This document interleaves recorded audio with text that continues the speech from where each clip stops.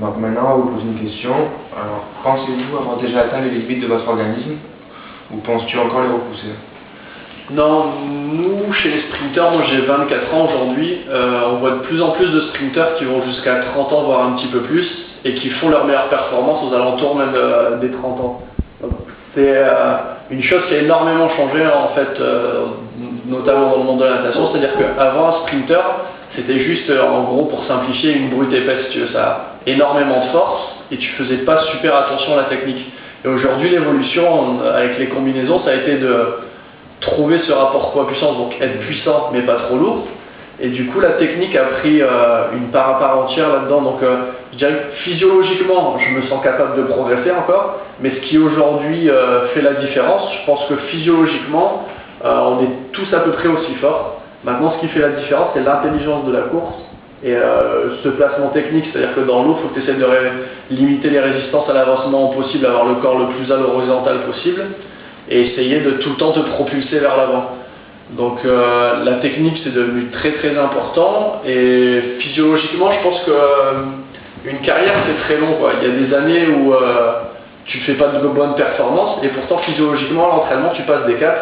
Donc des fois malheureusement ça ne te sert pas dans la saison que tu es en train de faire, mais ça te sert pour les années précédentes. Moi c'est ce qui est en train de se passer pour cette année. D'accord. Est-ce que vous luttez contre la fatigue aussi en force de vos entraînements, des compétitions?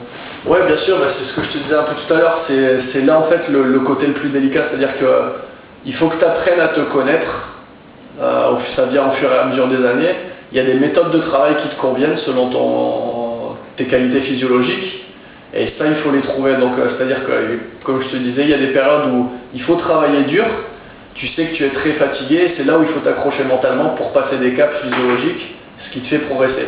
Et en même temps, il y a des périodes où il ne faut pas descendre trop bas dans la fatigue, sinon tu mets du temps à remonter, tu perds nous qui sommes sprinters, tu perds toutes tes qualités naturelles de tonicité, d'explosivité, et tu mets énormément de temps à les retrouver. Il faut essayer de les conserver en fait, le plus souvent tous les jours. Et donc maintenant, on a une petite dernière question, c'est par rapport au dopage, donc on peut savoir ton opinion. Moi le dopage malheureusement je pense qu'aujourd'hui il fait partie du sport. À chaque fois qu'il y aura une performance il y aura toujours suspicion de dopage. Maintenant c'est bien, le dopage avance, on l'a vu notamment une des plus grosses cas de figure c'était sur le Tour de France, il y a énormément de sportifs qui tombent, donc je pense que ça avance. L'opinion publique est en train de changer aussi, il y a énormément de gens qui s'y intéressent, qui commencent à avoir un peu un ras-le-bol des tricheurs entre guillemets, donc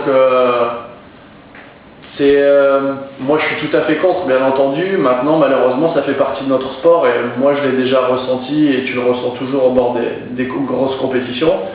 Malheureusement chaque fois qu'il y aura une performance, maintenant il y aura toujours la suspicion de dopage. Donc je dirais que c'est malheureux, mais bon malheureusement il faut faire avec maintenant.